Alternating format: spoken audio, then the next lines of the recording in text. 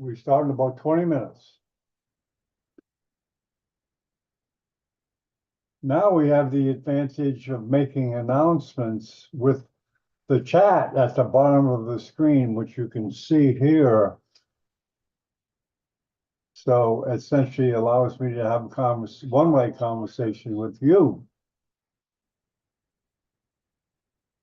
Now we have the advantage of making announcements with the chat at the bottom of the screen, which you can see here. So essentially allows me to have a one-way conversation with you. I'm trying to get the handle on how to use the chat, what languages to speak, what the host can do, what the client can do. I'm sure it's going to be better and better. AI is making everything go faster. Trying to get the handle on how to use the chat. This will be a warm-up time if you're in Las Vegas, because the show is going to start. And so they put some fledgling comic who's either ascending in his career or descending in his career, and let him work the crowd for like 20 minutes. Otherwise, you can throw meat to the crowd. That usually keeps them quiet. And so they put some fledgling comic who's either ascending in his career or descending in his career, and let him work the crowd for like 20 minutes. Otherwise, you can throw meat to the crowd. That usually keeps them quiet. And so they put some fledgling comic who's either ascending in his career or descending in his career. I guess the sound is kind of echoey, so I'll stop talking.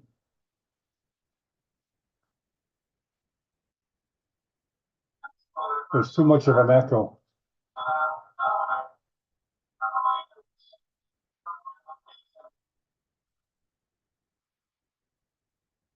The sound is kind of echoey, so I'll stop talking.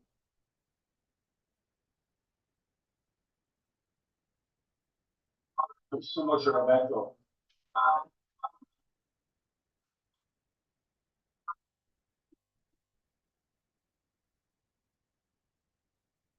It's kind of echoey, so I'll stop talking.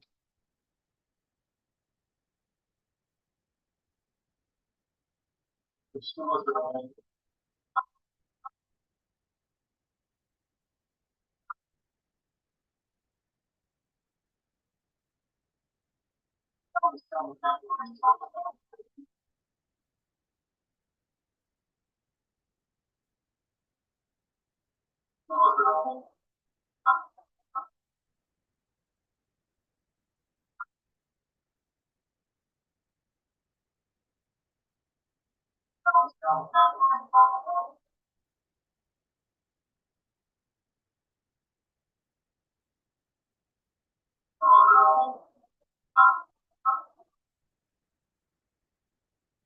What is that on the screen?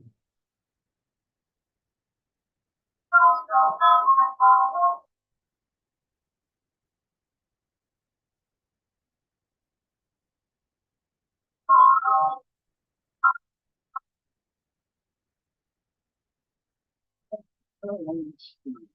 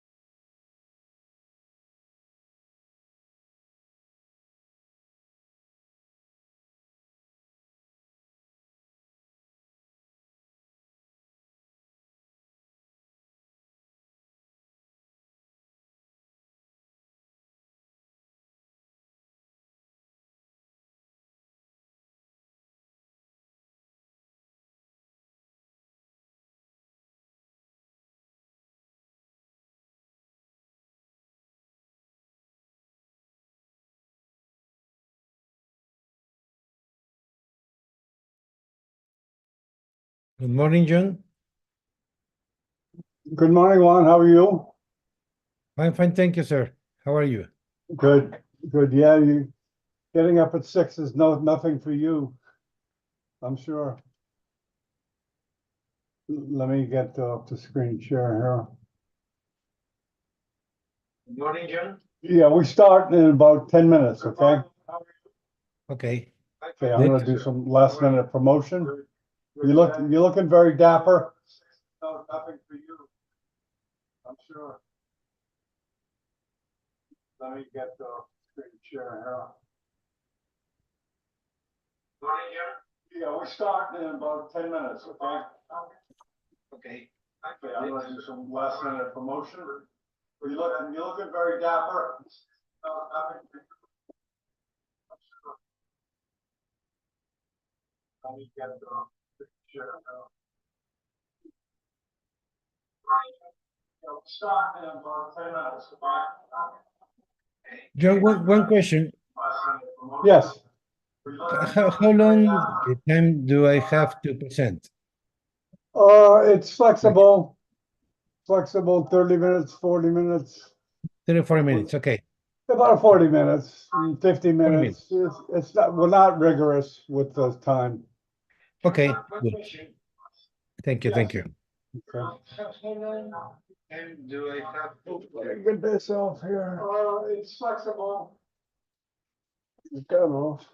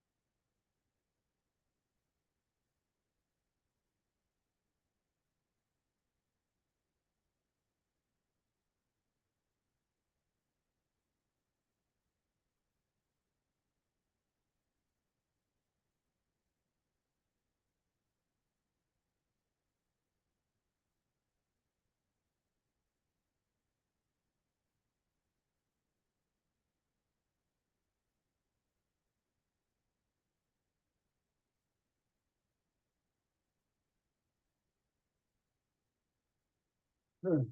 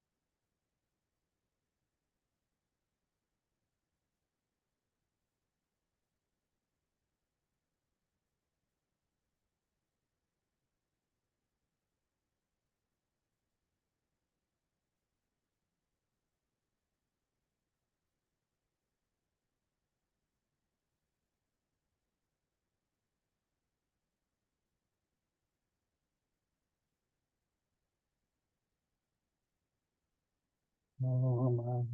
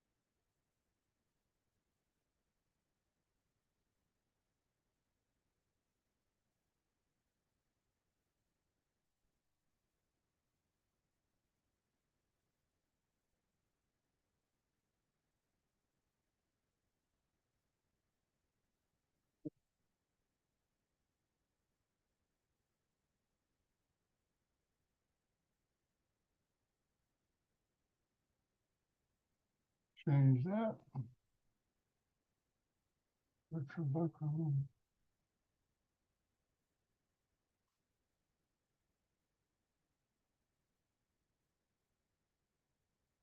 So Juan, how you been?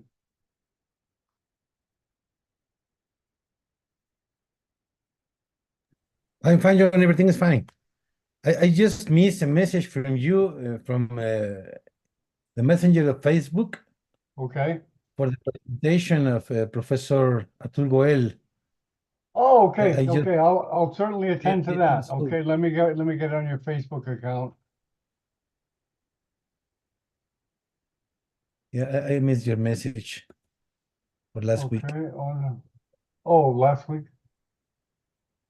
Yeah, Okay. February 21.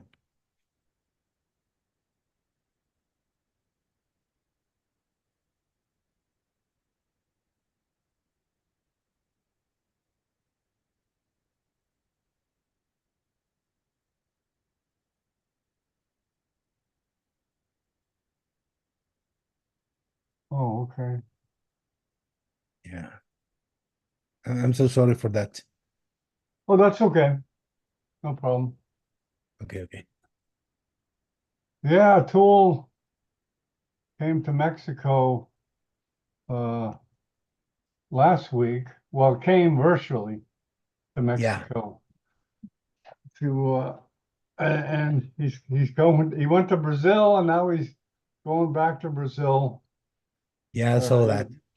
yeah, he's popular in Latin America. He likes it. Yeah, he's a very straight man, a teacher. Yes, he is worldwide, worldwide, and this is exactly the platform for him. Yeah, I bet. So, I have connections to Mexico. My niece is going out with Dr. Simi. You know Okay. Dr. You know Dr. Simi, right? The Yeah, yeah. Hernandez is her name. Fernandez and yes, I think it's Fernandez. He's a very nice gentleman. He's been to the house. He's very nice. It looks like he's running to be Attorney General of the world. He met the Pope. He went over to me. Did you see that? He went over and met the Pope, No, I didn't. No. and he even had the doll. The Pope was holding the Okay. doll. Yeah, can you imagine that? What Okay. publicity that is? How nice. Yeah, in Latin America, there's so many Catholics. Yeah, So, maybe I mean, to 80% of be the in, population. what's that? Maybe 80% of the population is Catholic. Yeah.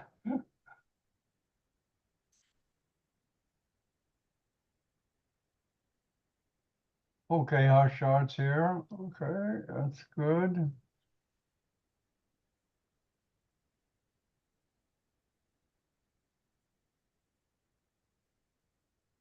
Ben is in Arkansas attending uh, what's the name of the neurosurgeon from Hare Krishna? Arkansas? Yeah, Harry. Yeah, he's having a big webcast conference now. I told he may join us. You never know. He travels so much. Yeah. See, Benzu. We're waiting for Benzu, and then we'll start. Okay. Let me just text him.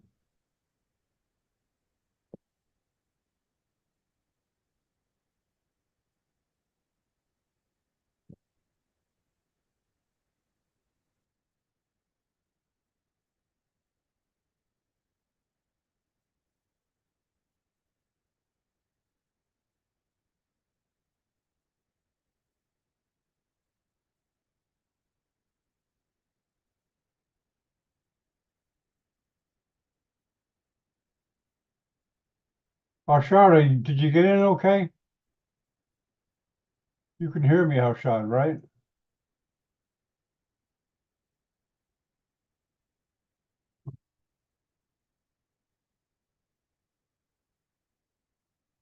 Are you going to the hospital today, Juan? Yeah, I think so. It is 6 a.m. in Mexico. Yeah. So maybe I will get there at 8 a.m. Oh, okay. So you're not on a rigid schedule, right? No, no, no, no, Okay, no. okay. Just to go to the clinic to see everything is fine.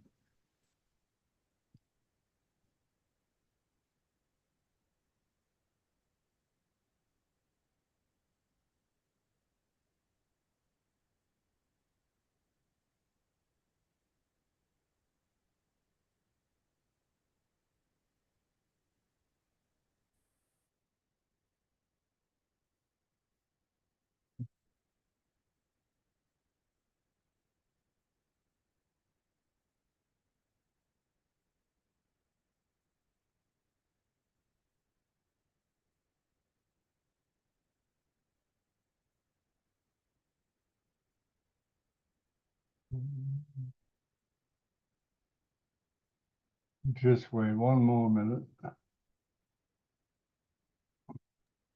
Okay, okay.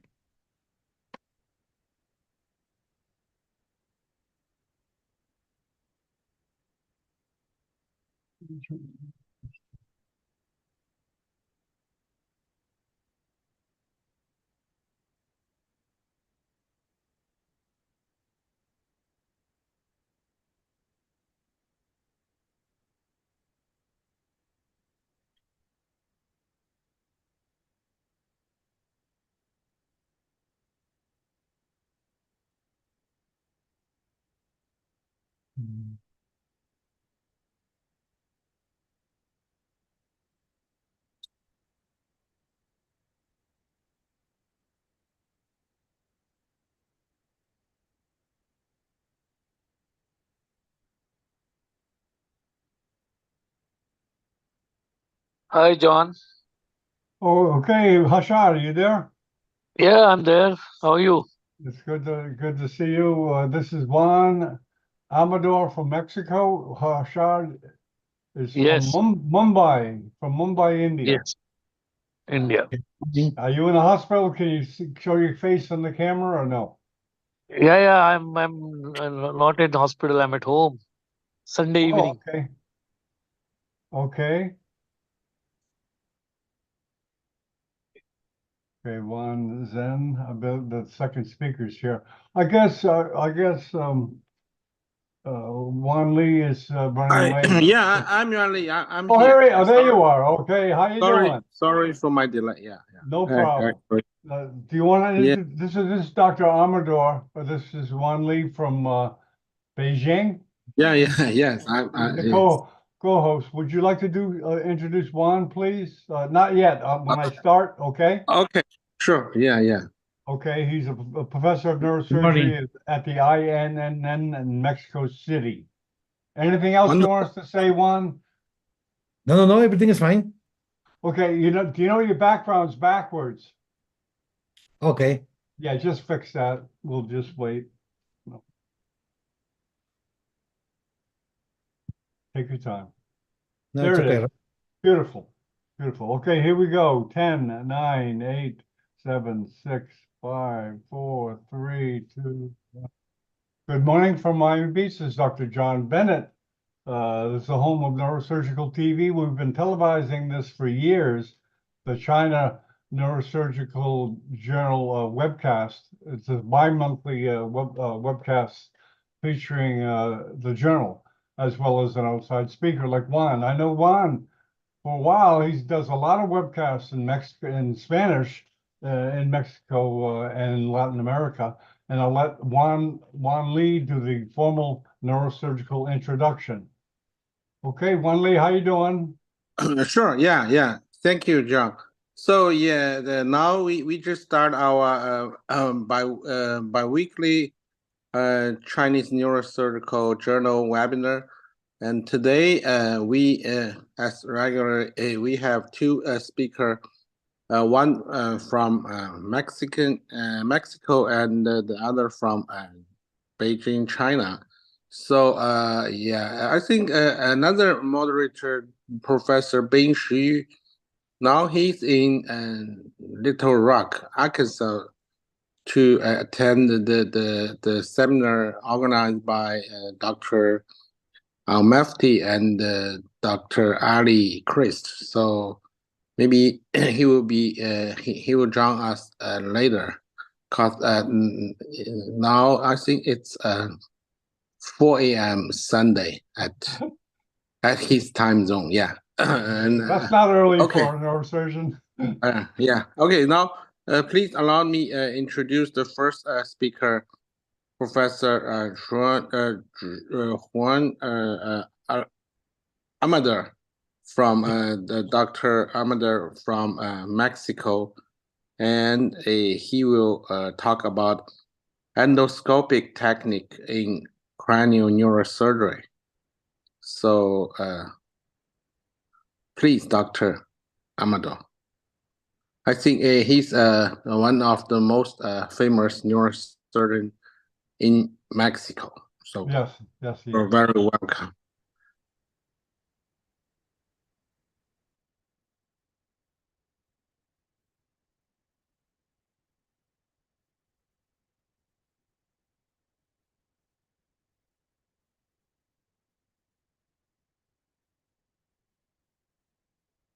Oop, you're muted, Juan. You're muted. Okay.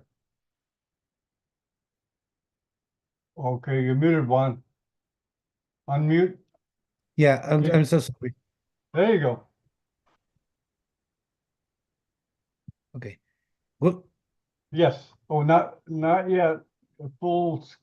Perfect. Okay, perfect. Yeah. Okay. Good morning to everyone and good night in China. It is a pleasure for me to have this invitation to share with you some aspects of the endoscopic techniques that we can use in cranial neurosurgery. It is very important during the time that I have been neurosurgeon that we need to not to be greedy. We need to be honest in what we offer to the patient. So when we have peripheral visualization of the interventricular cavities, an adequate corridor, and good clinical judgment and experience of the team, we can offer some of the endoscopic intracranial techniques to help the patient, always based in the neurological exam as the basis for success. And this is because after a careful neurological clinical examination, we can order specific diagnostic studies. So as we use in the National Institute of Neurology and Neurosurgery in Mexico to achieve success. Endoscopic surgery, as I talked with the Professor Al-Mefti back in 2019, is a tactile surgery in which we use the proprioception in order to visualize the depth of the surgical field. And for that, we must to learn these techniques in the laboratory. There are different techniques in animal models or cadaveric specimens that we can use to become familiar with the endoscopic view that we need to master for these techniques.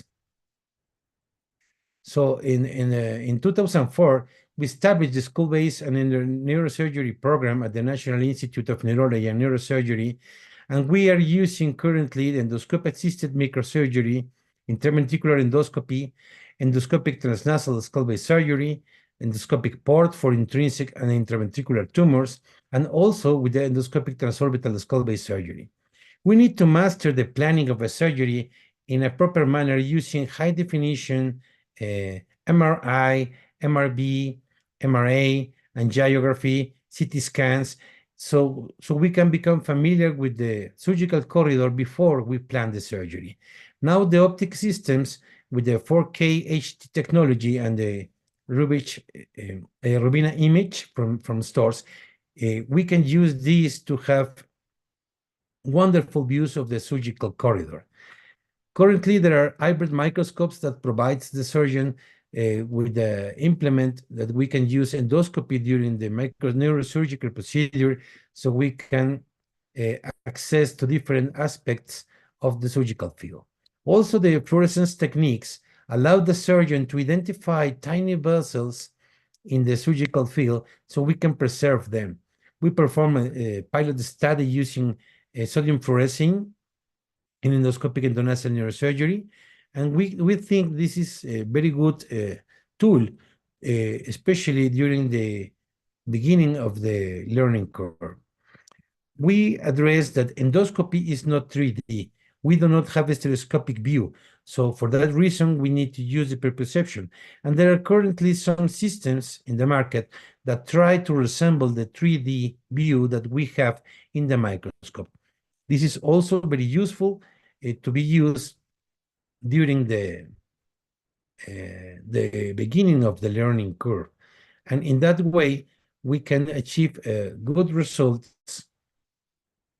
for the surgery, trying to use these systems that try to resemble. But always remembering that the anatomy is the pilot in which we can go from the sphenic sinus, for example, in the skull-base surgery, as a single procedure. We can extend our approaches to the transpterygoid approach, the transmaxillar IPSI or contralateral approach to reach certain lesions.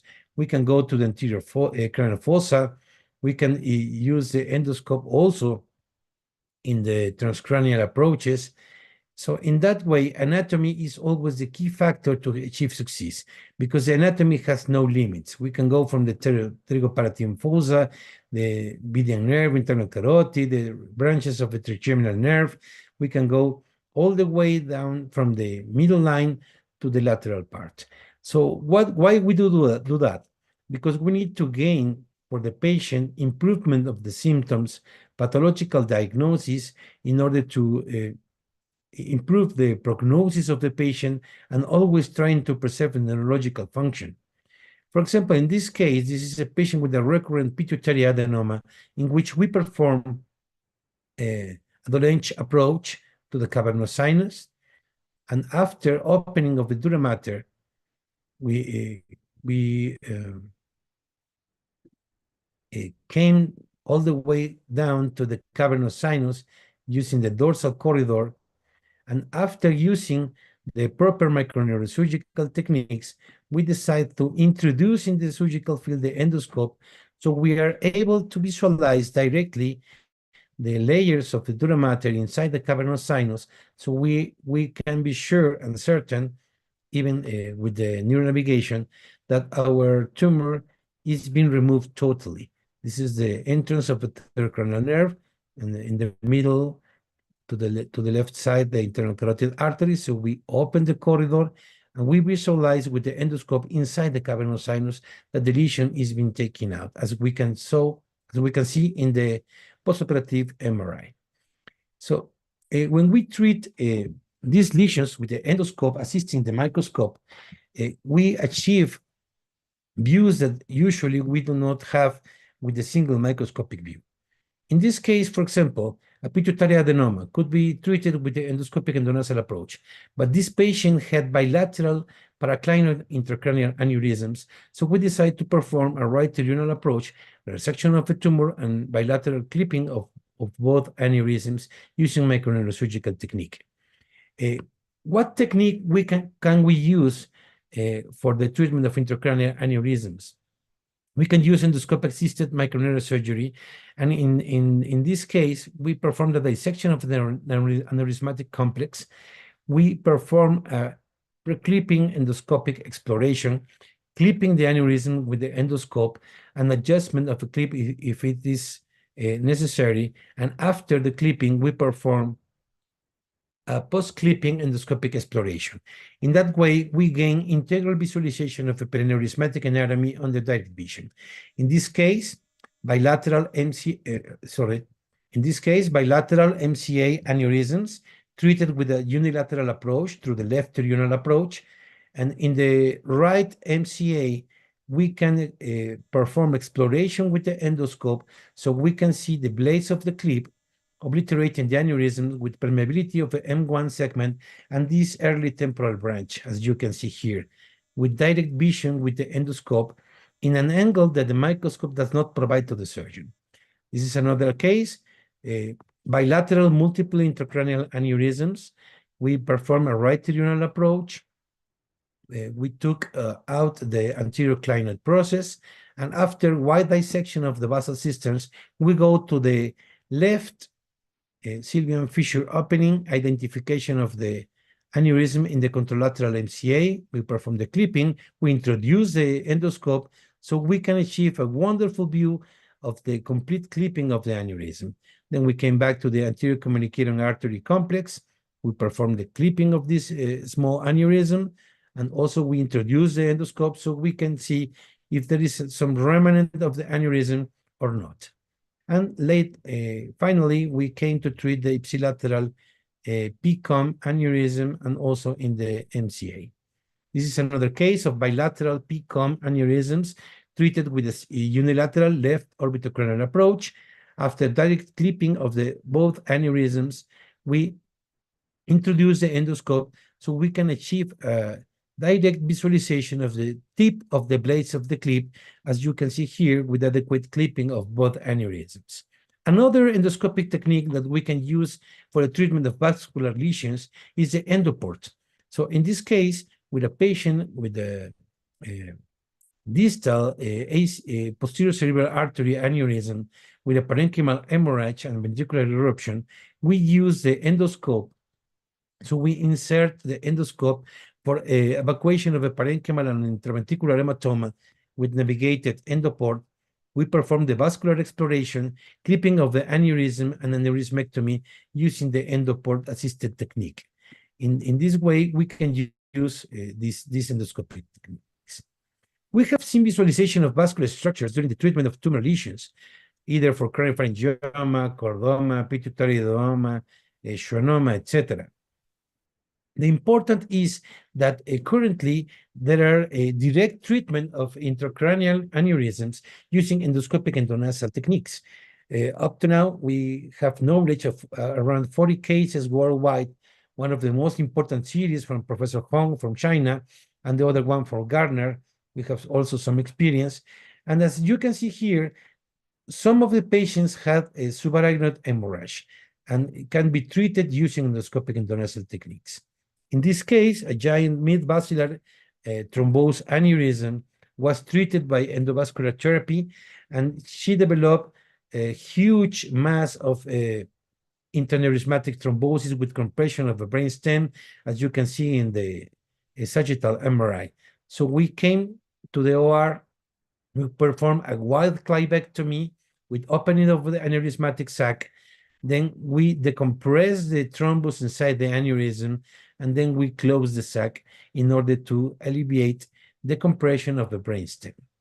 We can go to the hybrid OR, and we can have some maneuvers to treat some lesions, as could be the proximal control, the road mapping clipping technique, endonasal clipping, embolization, or even the treatment of meningioma resection in the hybrid OR. We work from the chest to the head of a patient. Endovascular therapy works from the chest to the feet.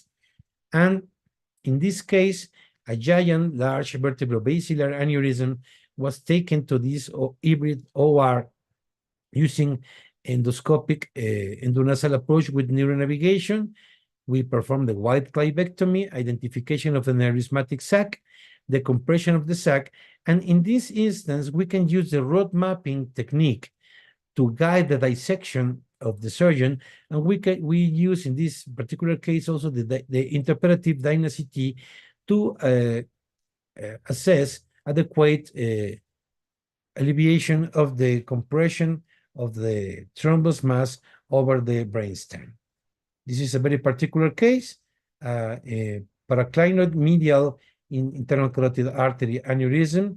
We take the patient to the hybrid OR, endoscopic endonasal approach with identification of the pituitary gland, the neck of the aneurysm, the carotid, the optic nerve, under a proximal vascular control with the balloon occlusion by endovascular therapy, and complete clipping using this endoscopic endonasal approach for this very particular patient. We need to be aware of the complications of endoscopic endonasal surgery. For example, in this case, a rupture of internal carotid artery with the scissors at the moment of the opening of the dura mater, and we need to be aware how to avoid these complications. And for this, the anatomy is mandatory to guide the neurosurgeon in the surgical field. We can use hemostatic foam to treat some bleedings, particularly of the venous lakes that we can present when we open the cavernous sinus or the basilar plexus. We can use the technology as the neuronavigation, the stimulation of the nerves, as you can see here, during a transcribal approach, or the identification of internal carotid artery using the ultrasound Doppler to see where is the carotid artery in some instances. Most of the times we use the 0 degrees endoscope in endoscopic endonasal techniques.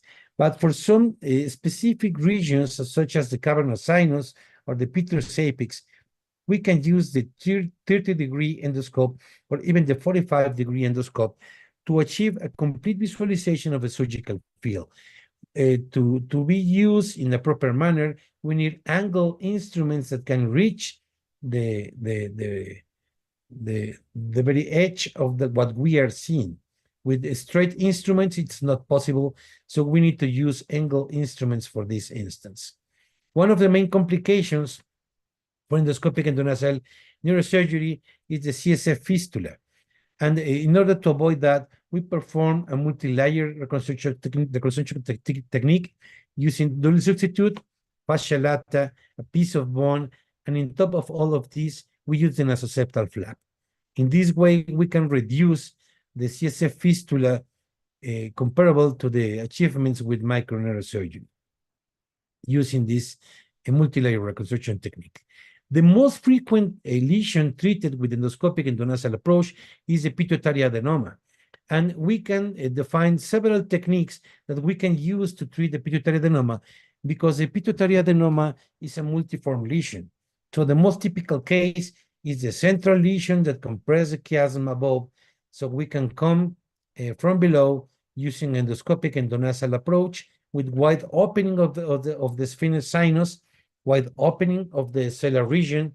Then we can open the dura mater and start to dissect the aneurysm, the adenoma, the pituitary adenoma, as you can see here.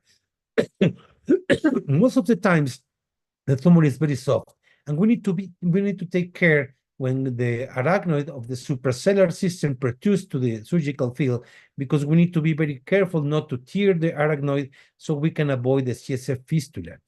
For that, we need to be very cautious with the resection of the remaining part of the tumor, preserving always the arachnoid. Otherwise, we can perform the proper multi-layer reconstruction technique. For some functional tumors, we need to use a transglandular technique in which we open the pituitary gland so we can identify the characteristics that define the tumor. The tumor are usually yellow or white and with a well-defined plane, so we can separate the entire tumor from the remains of a pituitary gland. In some instances, we use cutting the dissection with the scissors to avoid leaving remnants of the tumor so we can improve the quality of life of the patient when we achieve remission. You can see here with the scissors, we're taking the last parts of the tumor, and after performing this technique, we need to assure a proper and adequate reconstruction to avoid the CSF fistula. Another technique that we use is what we call the parainfundibular technique, that mainly we use in acromegaly patients, in which we leave just a remnant of the pituitary gland attached to the infundibulum, and with the scissors, we take out all the tumor. And in this case, as you can see here, there is just a small remnant of a pituitary gland attached to the infundibulum, and after this, we require a multi-layer reconstruction technique to avoid CSF fistula. We can go to the cavernous sinus to treat pituitary adenomas, hemangioblastomas, chordomas, some schwannomas that invade the cavernous sinus, and to the petrous apex when we have a cholesterol granuloma, epidermolysis, chordoma, some meningioma, or even schwannoma of the trigeminal nerve. The importance is that we need to go to the cavernous sinus when it's needed. Not all the time we need to go to the cavernous sinus. But for example, for the cases of the patients, in our experience, most of the patients with acromegaly need a radical treatment. And we can go endoscopic endonasal, endoscopic transorbital, or even contralateral transmaxillar to achieve an adequate resection of the tumor. We designed in 2016 this a lateral transcellular approach in which the tumor gives the surgeon the surgical corridor to reach the most lateral portion that invades the cavernous sinus. And in our experience, this is a very nice technique to go, for example, in this a female patient of 29 years with no deficit on the visual fields, with acromegaly and invasion of the cavernous sinus. So we go initially to the central part of the tumor. We decompress the central part of the tumor. We put a piece of gel foam over the cavernous sinus. This is a wide opening of the anterior wall of a sella turcica. And after decompressing the central portion of the tumor, then we will go to this lateral portion, as you can see here, and with angle instruments, we go to the corridor that the tumor has already done, and we retrieve the tumor from the lateral part of the cavernous sinus. The cavernous sinus, when it's invaded by tumor, is very amenable to be working. And just at the end of the procedure, when we take out the entire tumor from this area, then we see bleeding from the cavernous sinus as the petrosal sinuses are being adequately decompressed, so we can have reflow of the blood. Small pieces of the tumor that are coming out from the cavernous sinus, and we perform a final inspection of the surgical corridor and adequate reconstruction to achieve surgical remission. Another case, male, 47 years with acromegaly, large invasion of the cavernous sinus on the left side. We can see here remnants of the lateral wall of the middle wall of the cavernous sinus.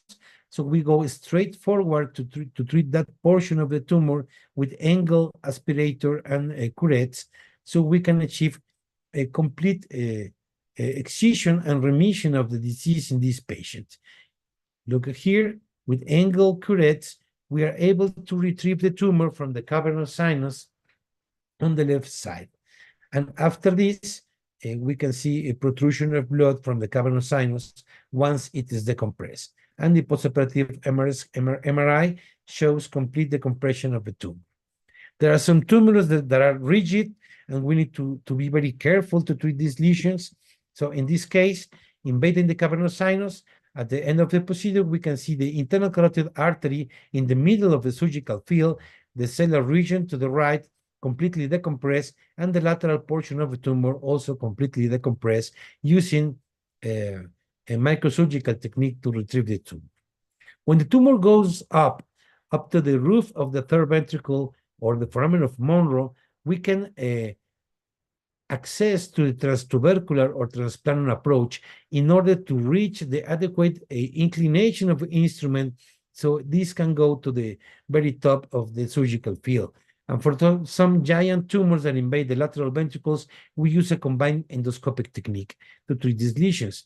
So we can use the mini-terminal approach with endoscopic endonasal approach, or the extended endoscopic endonasal approach combined with a transfrontal transventricular approach that we have used in lesions like this.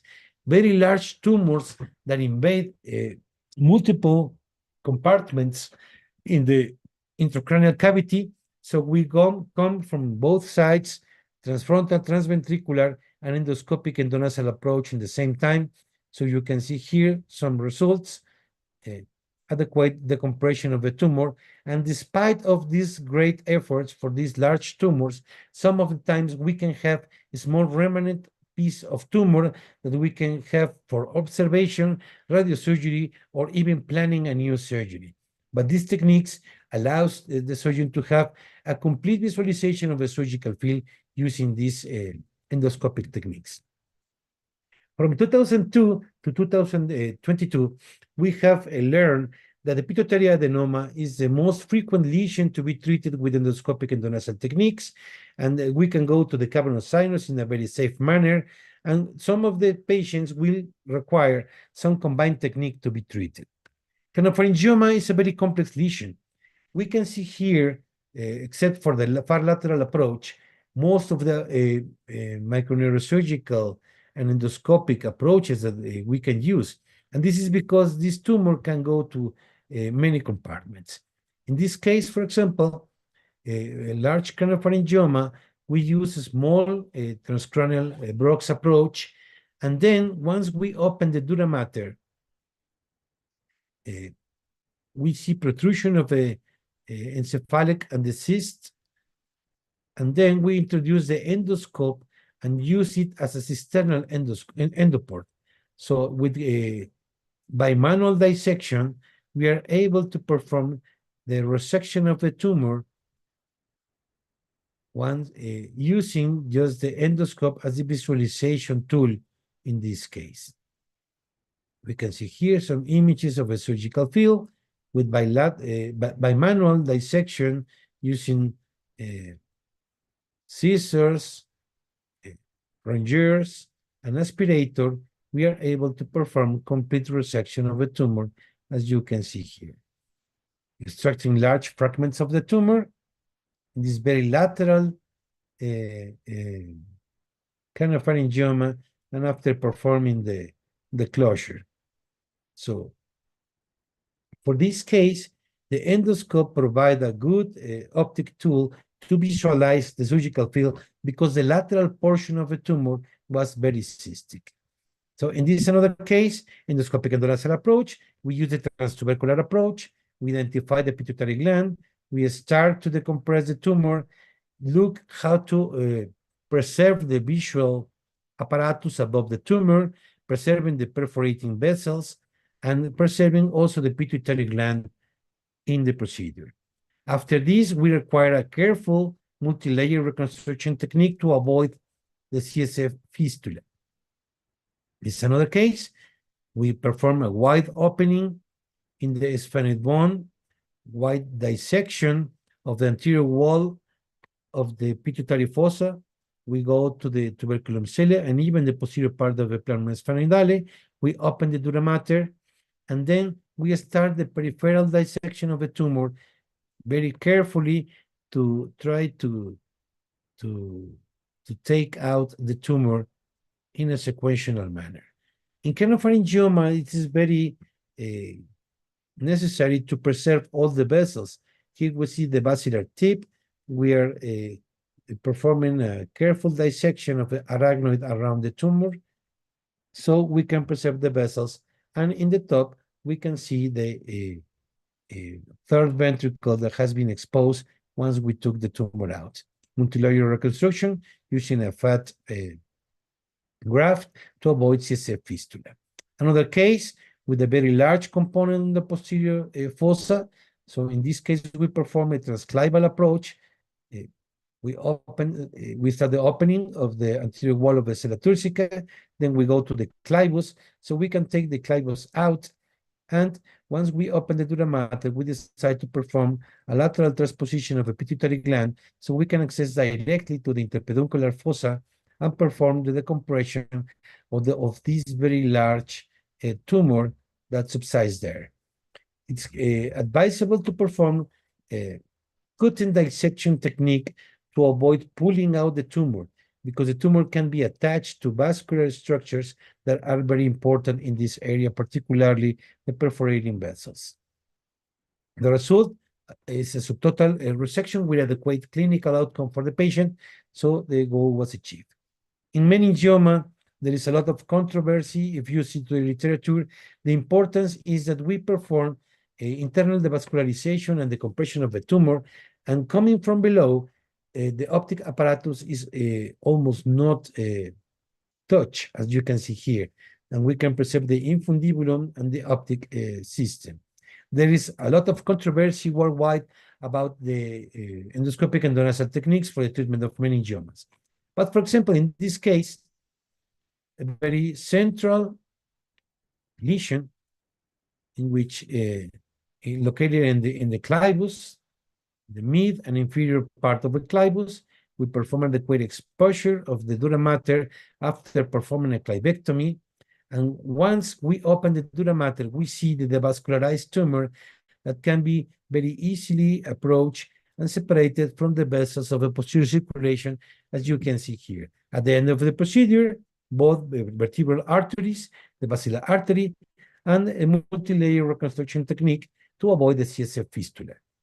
Today, I think that there are some cases that can be treated with endoscopic endonasal technique, but currently we do not advise to use this technique for anterior floor meningiomas such as olfactory groove, and just for selected cases of the tuberculum cellae.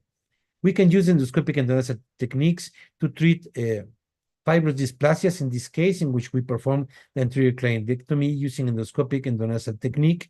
We can go to the cavern of Meckel, as in this case, very small tumor, precisely located in the Meckel's cave.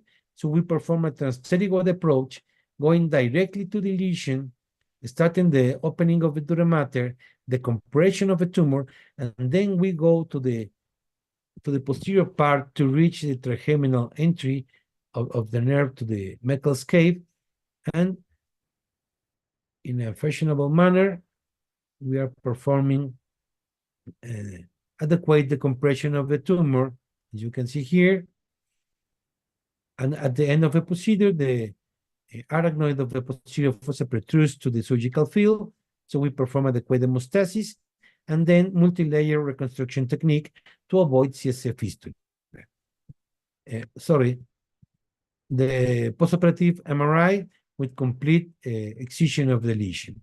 In some other cases, we need to perform combined approaches, as in this case, a transmaxillary and endonasal endoscopic approach to treat this very large part of the tumor that corresponds to a trigeminal schwannoma. As you can see, this yellowish tissue that can be easily taken out using this combined technique. The postoperative MRI with complete resection of the tumor. We can use a contralateral transmaxillary approach to reach the cavernous sinus or even the petrous apex, as we did in this melanoma metastasis. In this case, we were able to perform a careful and complete resection of the lesion using this technique. We can go to the clivus, so we can perform a wide clivectomy to treat lesions such as chordoma, as you can see here, in which we need to be very radical in the removal of the bone, the dura mater, or the cisternal component to have this surgical field at the end of the surgical procedure. So the basilar is just in the mid of the surgical field, but the dura mater that was infiltrated by the tumor has been taken out, as you can see here. Endoscopic endonasal approach for exploration of neurocystic sarcosis can be performed also. We need to use always natural corridors. And for some patients, as in this case, it's a small portion located in the ventral pons with this posterior displacements of the fibers. So we decide to go using endoscopic endonasal approach to treat this cavernoma in the ventral pons. So wide clivectomy, opening of the hematoma, and then start the dissection, and at the end of the procedure, complete resection of the cavernoma. This is another case, a young female patient with a headache and left hemiparesis and hemianesthesia, a ventral pontine cavernoma that was taken to the OR, wide clivectomy, hemostasis of the plexus, of the basilar plexus with the bipolar forceps and surgical foam, identification of the basilar artery. Then we evacuate the hematoma as the first step of the procedure, and then we start the dissection of the active portion of the cavernoma so we can avoid a postoperative recurrence of this lesion with the risk of bleeding in this very critical area. So after resection of the lesion, we can inspect directly the surgical field, performing adequate hemostasis, and then closure in a multi-layer fashion technique to avoid CSF fistula, as we said before. The postoperative MRI and the patient in the postoperative period with adequate resolution of the pathology.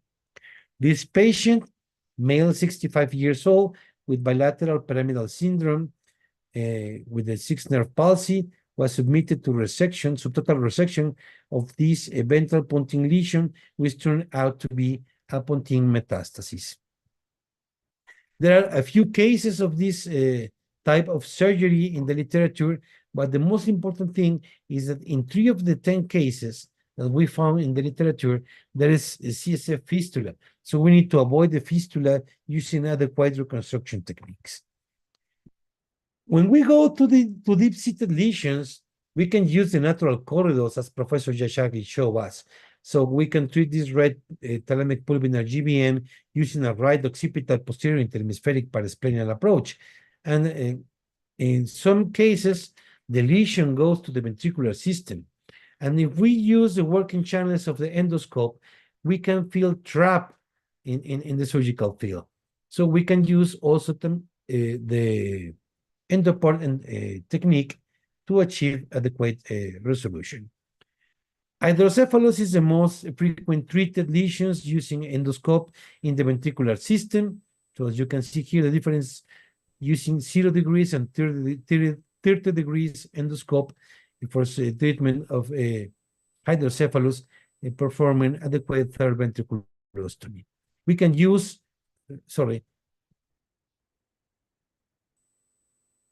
we can use the flexible endoscope, as in this case, to treat intraventricular cysticercosis, but the image of the flexible endoscope is not always as clear as the which one we get with the rigid endoscope. So we advise to use the rigid endoscope for most of the cases, and for very specific cases, we can go to the very inferior part of the fourth ventricle, as you can see here, using the flexible endoscope. We can take out tumors at this subependymoma using intraventricular endoscopic technique. In this case, using bipolar coagulation and forceps, we are able to detach the tumor from the mid part in the septum, and once the tumor is released, we can take the tumor out to the surface, and then we perform adequate resection of the lesion, as you can see in the postoperative MRI. Choroid cyst is another lesion that can be treated very easy with the endoscope. So we perform the adequate resection of this lesion through the working channel of the endoscope using a specific ultrasonic aspirator that we were able to use through the working channel of the endoscope. This was a recurrent case. So here we are using the ultrasonic aspirator through the endoscopic working channel to achieve complete resection of the lesion, as you can see here. So these endoscopic techniques allows the surgeon to perform adequate visualization of the intraventricular system, to perform a wide third ventriculostomy at the end of the procedure. We can see the dorsum cellular there, small portion of a tumor that was left behind, so we can take it out with the forceps. And at the end of the procedure, we achieve complete resolution of a tumor. Another interesting case, third ventricle cavernoma, which we use exclusively the total ventricular technique, using the grasping forceps to taking out the tumor, the lesion. And it is a very easy technique once you become familiar with the use of the working channels of the endoscope in an adequate manner, as you can see here. The postoperative result with complete resection of the lesion and the patient in good clinical condition after that procedure. What can we do with the deep-seated lesions? We can go using the endoport. Initially, we use the endoport technique in Mexico to treat intrinsic lesions such as metastases, abscesses, or cavernomas. And later, as we described before, we can use also for the treatment of extrinsic lesions such as craniopharyngioma or pituitary adenoma in a combined technique. It is important to have a proper knowledge of the fiber dissection technique combined with high-resolution MRI tractography to have a proper knowledge of the adequate corridor that we can use in this very simple procedure. Small incision in the skin, small craniotomy, 3 by 2 centimeters, with the introduction of an endoscopic port guided with navigation, as in this case, that you can see here. We can treat lesions as profound as 50 millimeters, and the size of the lesion goes from 9 to 67 millimeters. So this is a case, small lesion located in the depth of the frontal lobe. We introduce the endoscopic port using navigation, we go directly to the lesion, then we aspirate the purulent content of this abscess, and then we take out the tumor using bimanual dissection technique to achieve complete resolution of the lesion, as you can see there. We can use it for the cavernoma. We just insert the endoscopic port, very straightforward, using navigation in this case. It is not always necessary, but we have residents, so we have seen the utility of using navigation for these simple cases for the teaching of our residents. So in this case, using bimanual technique dissection, we are able to perform adequate decompression of the hematoma and the active part of the cavernoma, as you can see here, using coagulation, ring forceps, biopsy forceps to achieve complete exclusion of the lesion, as you can see in the postoperative MRI. Another lesion with the endoport, we treat this intraventricular lesion, which turned out to be a central neurocytoma.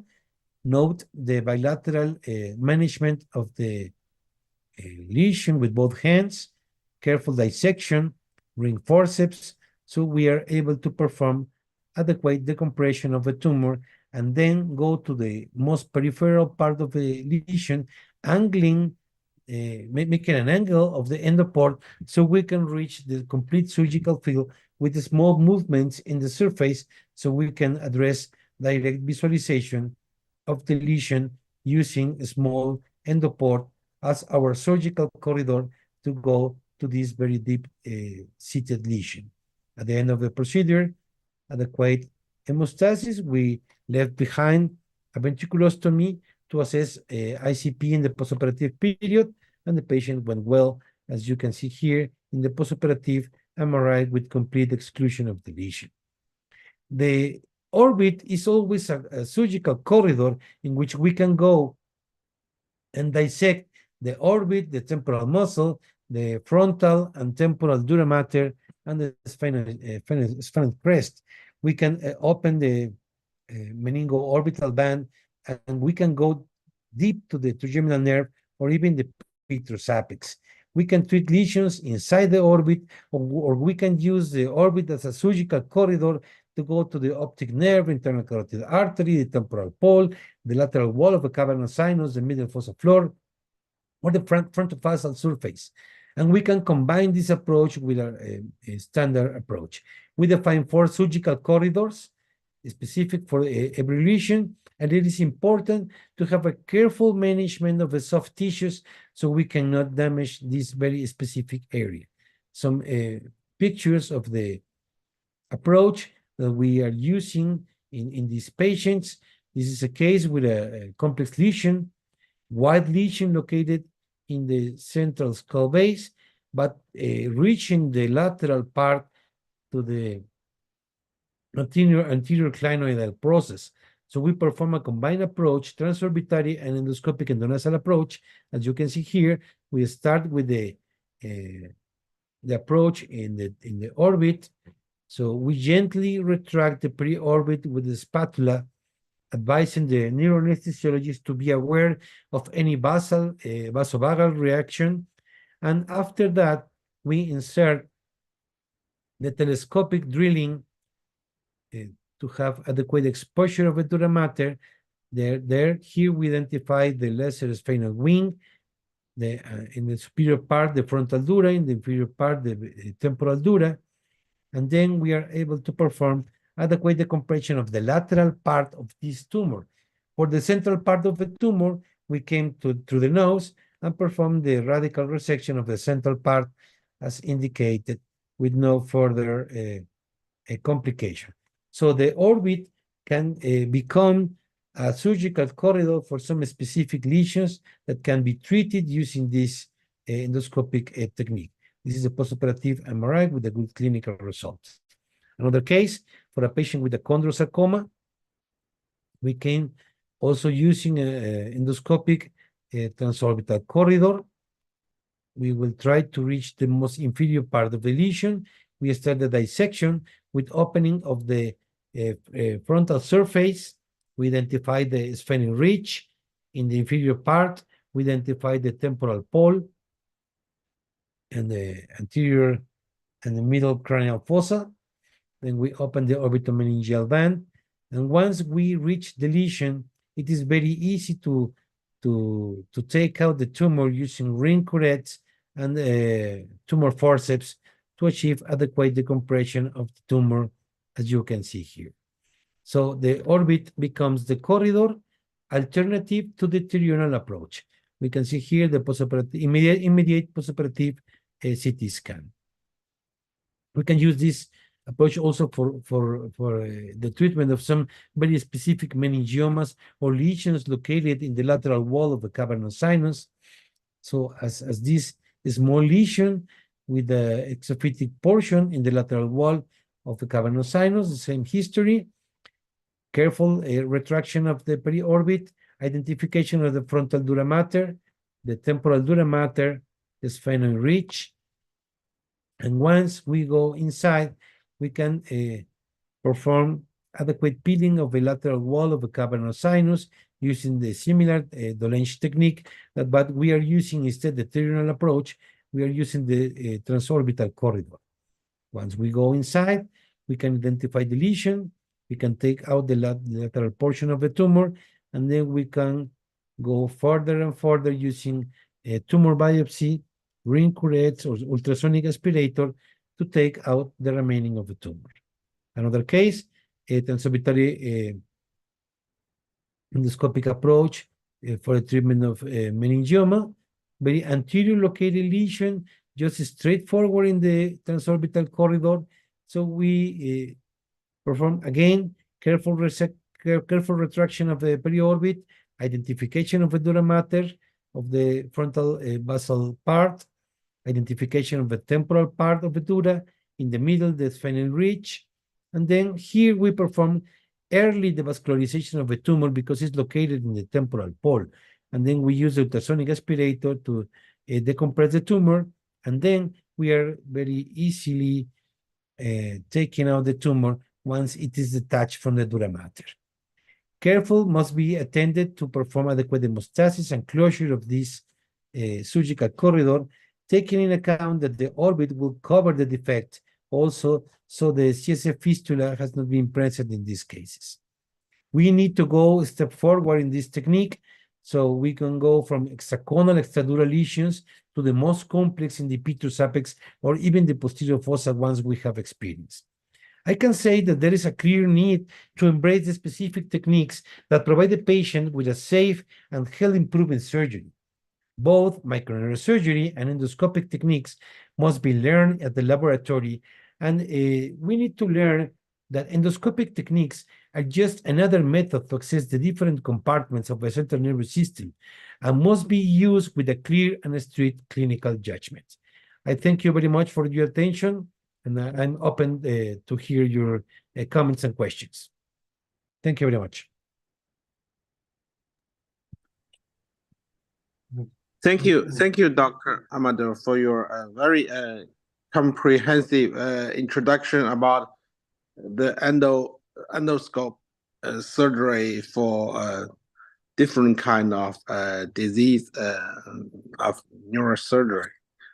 Yeah, I think you gave us a very nice introduction with your surgical experience. So thank you. Are there any questions from the audience? Go ahead, Arshad. Hi, John. Hi, good day. Really. Hello, Professor. Could you please introduce yourself, Arshad? Yes, I am Dr. Harshit Parekh, neurosurgeon from Mumbai, India. Thank you. This is a very amazing lecture. I have heard about the use of endoscope for various corridors and various types of lesions you can approach to the endoscope. I agree with you. Okay, you need to know the various anatomies, and one should have a learning curve to reach to the various corridors. Wonderful. How do you approach the cavernous sinus directly, lesions which is lateral to the carotid artery, not the medial, transsphenoidal? Do you have any experience about that? The lesions which is lateral to the carotid artery. Yes, sir. We have used the transpterygoid approach, ipsilateral transpterygoid approach to treat lesions lateral to the internal carotid artery, or we can use also the contralateral transmaxillary approach, so we can go behind the carotid artery directly without having the internal carotid in our surgical field. Now, with the use of transorbitary endoscopic techniques, we can see that this is just another corridor precisely to reach the lateral part of the internal carotid artery. So I think there are three different routes that we can use to treat lesions located in this region. We can go from the Petrus apex to the Meckel's cave or the pterygopalatine fossa using these very lateral approaches. We can use also the ipsilateral transmaxillary approach for some specific lesions also in these patients. Wonderful, wonderful. What is the rate of complications you come across when you are working around the cavernous sinus, especially in terms of the cranial nerve palsies post-operatively? Yeah, the most of our experience is in the treatment of pituitary adenomas.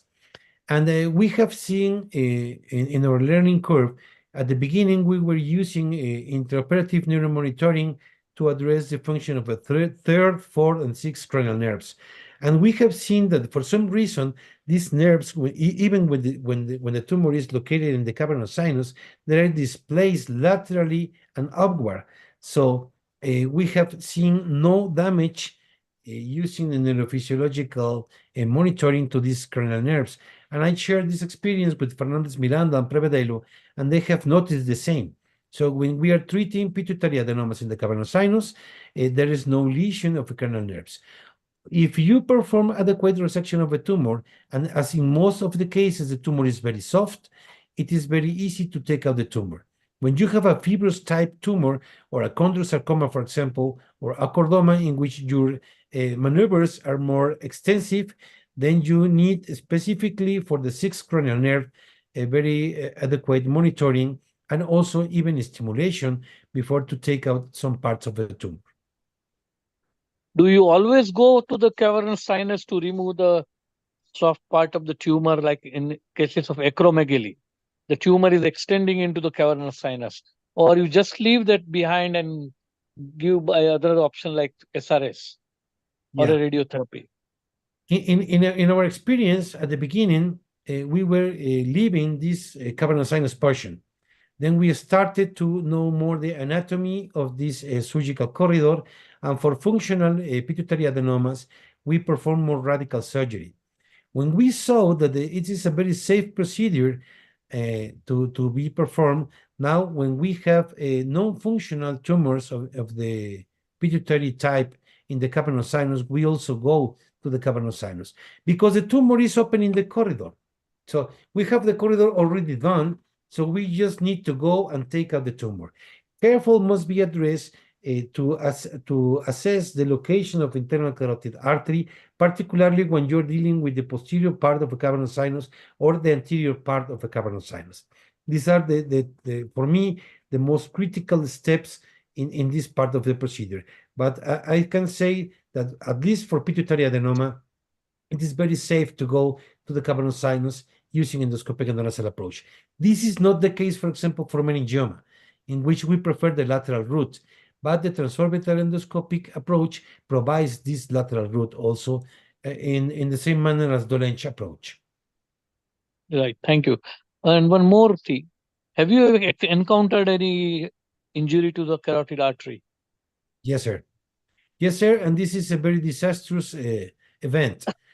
We have lesioned the internal carotid artery with scissors, with dissectors, with a monopolar needle, and also with the diamond drill.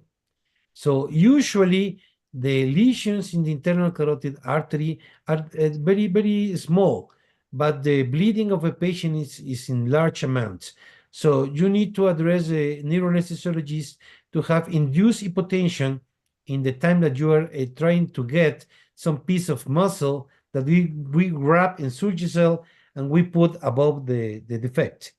We put a small gentle compression with the aspirator, and then we see the resolution of the bleeding, as I show in one of the videos. To my point of view, there is no better way to treat this lesion than with a muscle patch that we apply directly in the internal carotid artery. And we need to take the patient to the endovascular suite to address if we don't have residual aneurysm in the postoperative period, and also to perform an adequate control 3 and 6 months after the injury. Right. Any experience of yours in your cases, you have encountered pituitary adenomas with aneurysm in simultaneous, in same patient? Yes, I show you a patient, and we have other 4 patients with the coincidental pituitary adenoma and intracranial aneurysm. So this happened when we started to perform CT angiogram for the study of pituitary adenomas. So we have seen in the literature a range of 1 to 7% of pituitary adenoma associated with intracranial aneurysms, most of the times with the patients with the acromegaly, and these oncotic aneurysms can be treated in the same time, as I showed you before, either endoscopic endonasally or using a arterional approach to treat the lesion. It is important to know that the aneurysm is there, because if we are not aware of this, we can have sudden bleeding during the procedure, and this was due to an not identified intracranial aneurysm. So you recommend that it is very important to do CT angio in all cases of pituitary cases? I think so, because we can have a proper knowledge of the anatomy of the internal carotid artery in relation to the pituitary adenoma and the discovery of incidental aneurysms associated with these lesions. We have encountered such thing. That's why I asked you. I have encountered myself when I was in trouble. And very right. Wonderful techniques. You have got a great experience, and I must congratulate you for your vast experience in various corridors. Superbly demonstrated. Very good. Excellent. Thank you. Thank you, sir. Thank you, Harshad, for your probing question. I'd like to introduce you to Ahmad. Ahmad, are you there? I want to introduce Ahmad to Juan. Ahmad is the head of neurosurgeons in Afghanistan. Are you there, Ahmad? Perhaps not. Perhaps he's indisposed. Okay, very good. I want to show you. I want to show you something. Do you see the screen there? You see the screen of that? It's Hi, being John. I think televised. we have the second speaker, right? Professor Liu. Yes. Okay. Okay. Let me stop this. Okay. Yeah, this is. I'd like to introduce Ahmad. He's the head of neurosurgeons in Afghanistan. Hello, Ahmad. Oh, Hello. hello. Oh, very good. Okay, Wan Lee, let's move on. Sure. Let me introduce Thank you, the Juan. second speaker, Professor Liu Yuqing from Beijing Neurosurgical Institute, Beijing, China. And today, she will talk about the clinical practice of molecular pathology detection in brain tumors. Yeah, Professor Liu, can you start your talk? Okay. Thank you. Thank you, Thank you. Professor John. Yeah.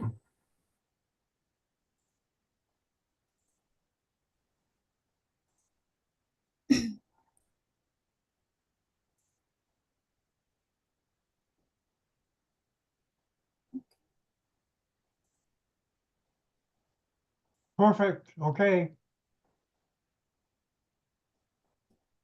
Can you see the PPT? Yes, perfect. Okay. Good evening, everyone. I'm happy to take a presentation, and today I will share a topic about advances in molecular pathologic detection of brain tumors.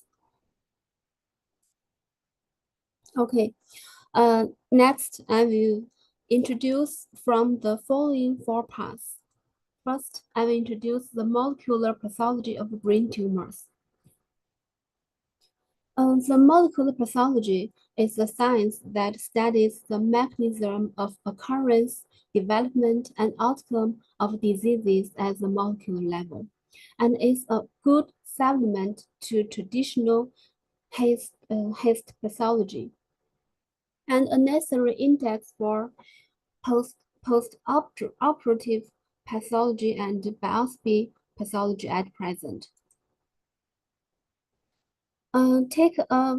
For example, when histopathological diagnosis is oligoastrocytoma, namely mixed glioma, molecular pathologic detection can be used to finally determine whether it is oligodendroglioma or astrocytoma. Okay, next, I will introduce the application of molecular pathology in tumors of CNS. In 2016, the Blue Book, that is the WHO classification of CNS tumors, updated 4th edition was published. For the first time, the WHO classification of CNS tumors uses molecular parameters in addition to histology to define many tumor entities, thus formulating a concept for how CNS tumor diagnosis should be structured in the molecular era. Before 2021, the WHO CNS5 was published. During the 5 years, the impact now update the CNS classification for 7 times. The C-impact is the consortium to inform molecular and practical approaches to CNS tumor taxonomy. This is the 2016 WHO CNS classification, CNS tumors classification, and the red one,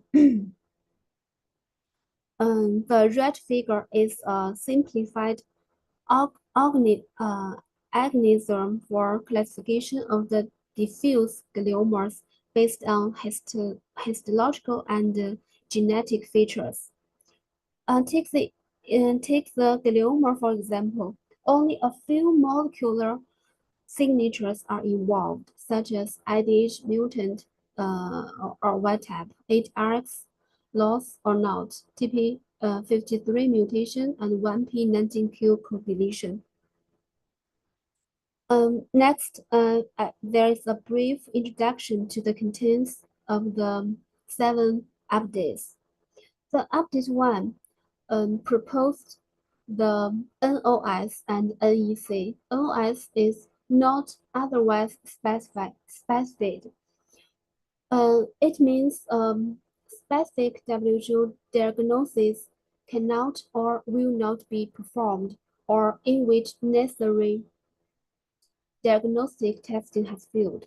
And the NEC is not elsewhere classified. That means the molecular results do not allow for a specific WHO diagnosis. The update 2, this update 2 contains 2 parts.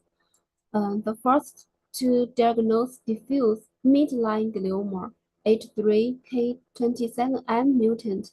A tumor should be diffuse midline glioma and H3K27M mutant.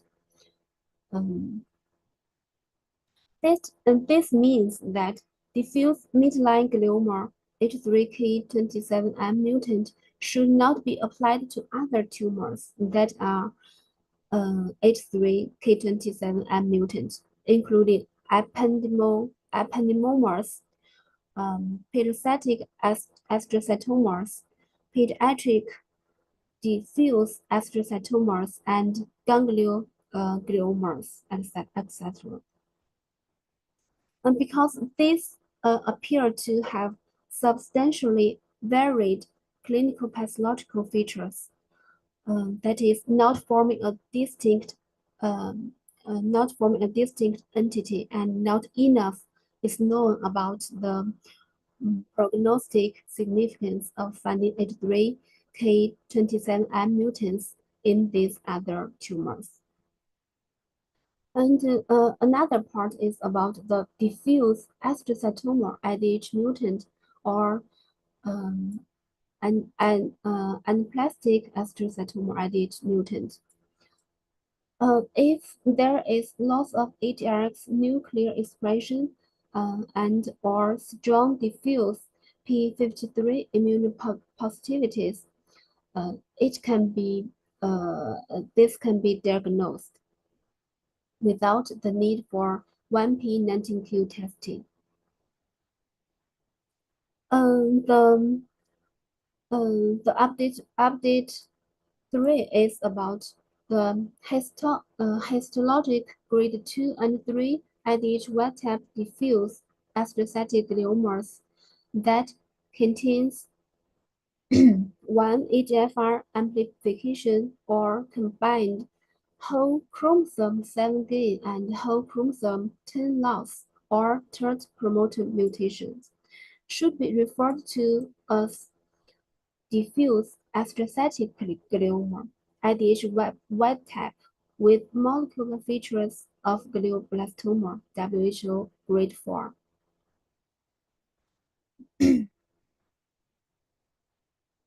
Okay, update 4.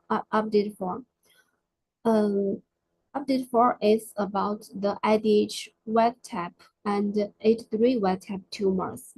CIMPACT has reviewed the status of WHO grade 2 IDH wild-type, H3 wild-type diffuse gliomas, focusing on those with BRAF V600A mutation, FGFR1 mutation, or MYB or MYBL1 rearrangement, and recommends the use of an integrated diagnosis to combine their histologic and genetic features. For the update 5, the IDH mutant astrocytomas with microvascular proliferation or necrosis or CDKN2A and B, homozygous deletion, or any combination of these features correspond to WHO grade 4. These tumors have been formerly considered as glioblastoma, IDH mutant WHO grade 4. However, they are clinically and genetically distinct from glioblastoma, IDH wild-type, and closely related to WHO grade 2 or 3 IDH mutant astrocytoma. Thus, CIMPACT recommends that the WHO strongly consider discontinue the term glioblastoma IDH mutant WHO grade 4 and instead recommends referring to these tumors as astrocytoma IDH mutant WHO grade 4.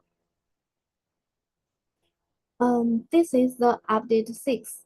In fact, the update 6 is a summary for the update 1 to 5. And the working committee recommended that a substantial number of newly recognized types and subtypes should be considered for inclusion in future CNS tumor classifications. In addition, the group endorsed a number of principles relating to classification categories, approaches to classification, nomenclature, and grading, that the group hosts will also inform the future classification of CNS5 neoplasms. And this is the summary of the impact recommendations. The update 7 is for ependymal tumors. Separation of ependymal tumors by atomic site, they are posterior fossa, supratentorial and spinal compartments, and the multiple signature are distinct.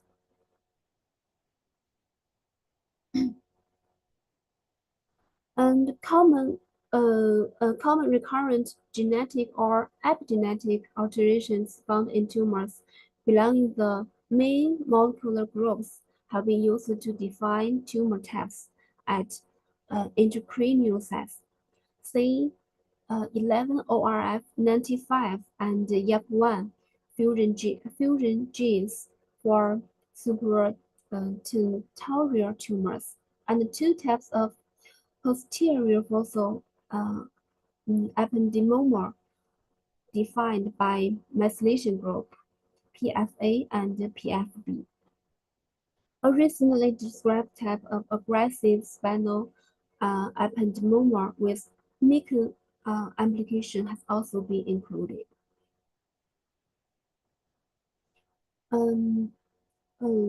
Combining the 2016 Blue Book and the 7 updates, the 2021 Blue Book was published.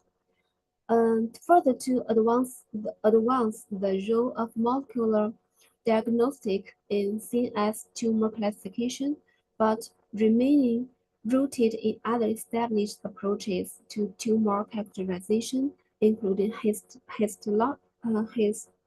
and immunohistochemistry.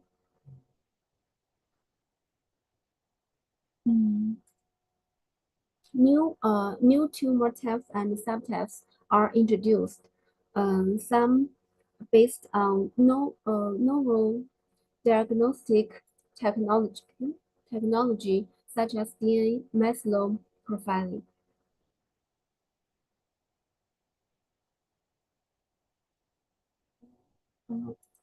Okay, this is a comparison of molecular signatures between the update CNS4 and CNS5 edition.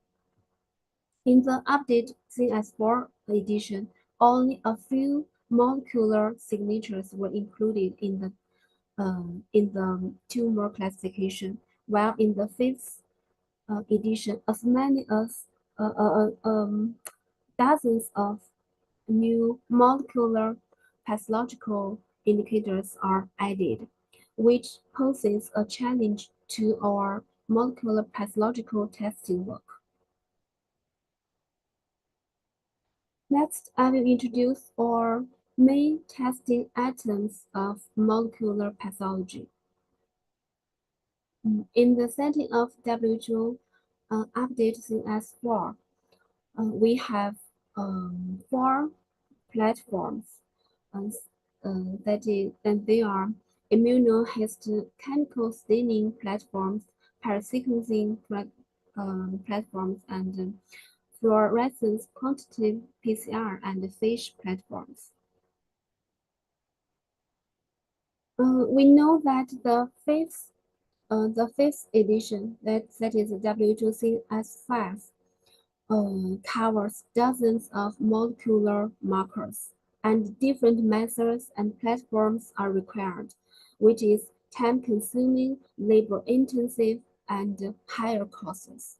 Therefore, NGS platforms are particularly required. Besides, methylome profiling has been shown to provide powerful information for the classification and diagnosis of CNS tumors.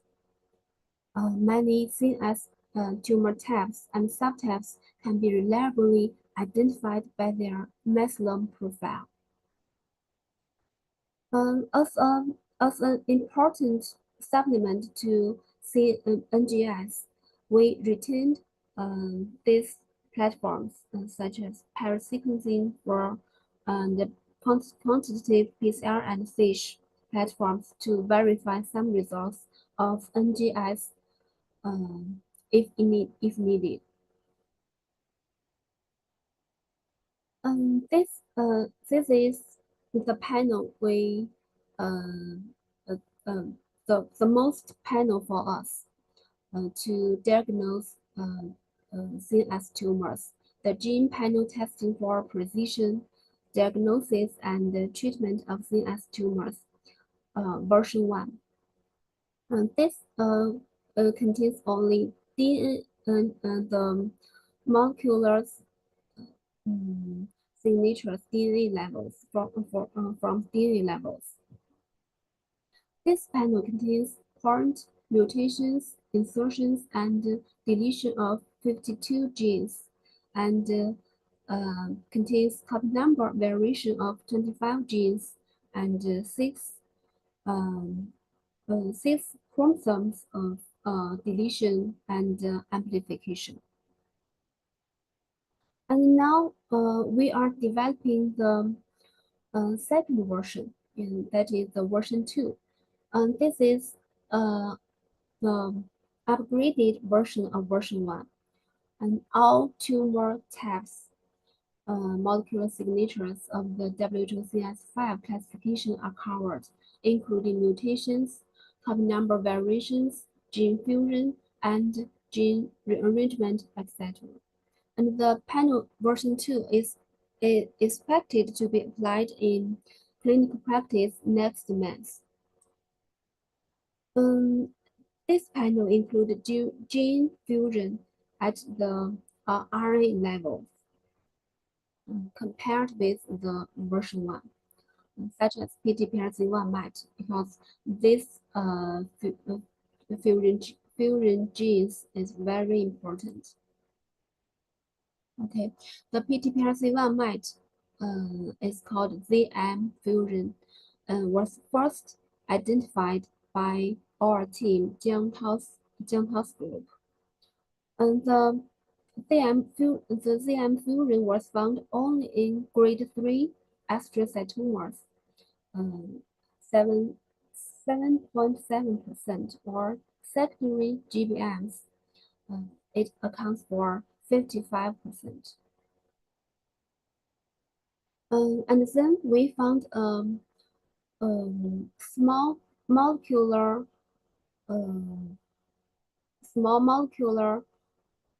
targeted drugs, PLB1001, that is baritinib. A new MET inhibitor, the PLB1001 baritinib, tested MET exon 14 and PTPRC1 MET fusions. This shows preliminary efficacy for treatment of patients with secondary glioma. And the phase 1 clinical trial of the PLB1001 is effective for MET-altered gliomas, and the research result these results are published in Cell.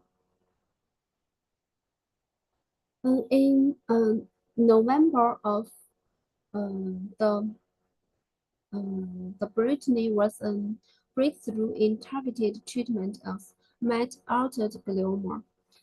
In November 2023, the baritinib was approved for indications of lung cancer, and it is expected approved for indications for glioma in June of 2024. The phase 2 and 3 clinical trial has been completed, and the relevant results are currently being compiled and prepared for publication. This is a good model for the transformation from basic research to clinical practice, that is from bed to bench to bed. Okay, next, the DNA Maslow profiling. The Maslow profiling is the use of arrays to determine DNA methylation patterns across the genome. For the WHO CNS5, it is assumed that nearly all, but not all, tumor types are aligned to a distinct methylation signature, and is the most effective way for the unusual morphologic features, and maybe the only current way to identify some rare tumor types and subtypes. Besides, copy number profiles can also be derived from methylation data. The Maslow profiling method is robust. Can methylation profiling replace the um, the NGS? The answer is no, because in some conditions, such as Maslow profiling, can't serve as a surrogate when targeted therapies and clinical trials require the demonstration of specific mutations prior to patient treatment.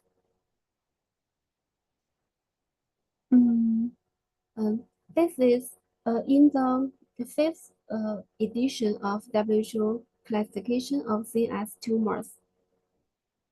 Methylation profile is undesirable and essential diagnostic criteria for more than 55% of tumor types. And for some tumors, it is the unique diagnostic criteria.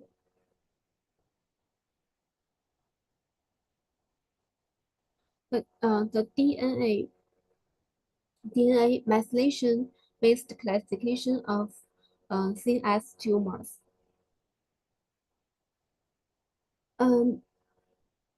Accurate pathologic diagnosis is crucial for optimal management of cancer patients. The left figure shows the designation of 82 CNS tumor classes by DNA methylation-based CNS tumor classification. This method may have substantial impact on diagnostic precision compared with standard methods, resulting in a change of diagnosis in up to 12 of prospective cases.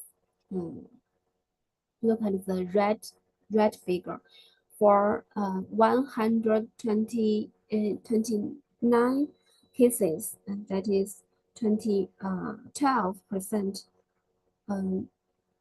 The 129 cases histologic and molecular assessment resulted in change of the initial diagnosis with formulation of a new integrated diagnosis. Okay, now I will introduce our testing flow and methods of molecular pathology. First, the sample collection and the pathological evaluation. Two parts, tissue section and the DNA extraction. They will through different methods, and finally we will obtain the histopathology report and the molecular pathology report. Finally, we integrated the report and obtain a layered report to assist clinicians in developing the treatment of patients. Notably, the pathological evaluation sample is extremely important because there is significant heterogeneity in brain tumor tissues. Only by selecting appropriate pathological tissues for molecular pathological testing, the accuracy and credibility of molecular pathological reports can be ensured. And this is our neuropathological reports based on WHO CS5. The pathology report and the molecular pathology report, and then they obtain the integrated diagnosis report. The last part, a summary, a little summary. Accurate molecular pathological diagnosis required accurate tissue pathological diagnosis. The second, tumor cell amount and purity should be considered when interpreting results, including DNA methylation profiling and NGS. The third, even with many molecular testing methods now available, there are still 5 to 10% of cases in clinical practice where accurate pathological diagnosis cannot be made. The last one, due to the particularity of brain tumors, such as the influence of the blood-brain barrier, there are relatively few targeted drugs for brain tumors. We hope that molecular pathological results can guide more clinical experiments so that more drugs can be used for patients. That's all the contents. Thanks for your attention. Thank you. Thank you, Dr. Liu, for your nice talk about the tumor, the brain tumor molecular pathology. Yeah, you gave us quite a lot of new information.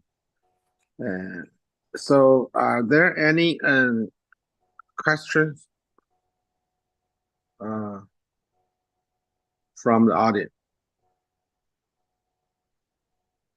Okay, I don't know if Sure. I have any. Thank you very much for the excellent presentation. Ahmad, do you have any questions or comments? Are you still with us there in Afghanistan? Hello, Professor John.